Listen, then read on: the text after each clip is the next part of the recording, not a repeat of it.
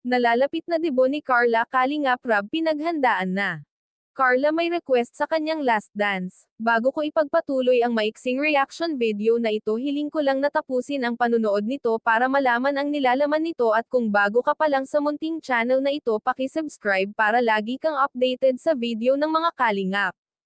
At pakisuportahan natin ang ama ng Kalingap na si Val Santos Matubang, Ate Edna Vlog at si Kalingap Rab. Isang mapagpalang araw sa inyong lahat mga Kalingap, at shoutout nga pala sa patuloy na sumusuporta sa aking YouTube channel, lalong-lalo na sa mga viewers natin na walang sawang nanonood sa video ng mga Kalingap. Napag-usapan na nga ang magiging debut ni Carla, at ito ay paghahandaan pala ni Kalingap Rab, ngunit ang nais sana ni Carla ay simpleng handaan lang, ngunit papayag ba ang mga Kalingap na simple lang? Syempre bobonggahan nila iyon kahit papaano. Dahil debut nga iyon ni Carla, at sinabi pa nga nila na minsan lang ito dumating sa buhay ng isang tao.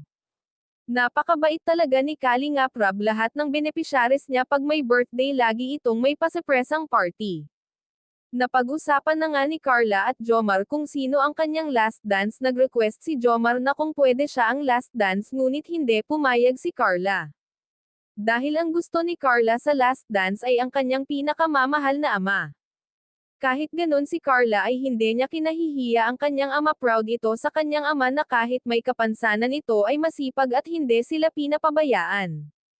Pumayag naman si Jomar na first dance na lang siya. At sinabi pa ni Jomar na buti pumayag ito na first dance siya.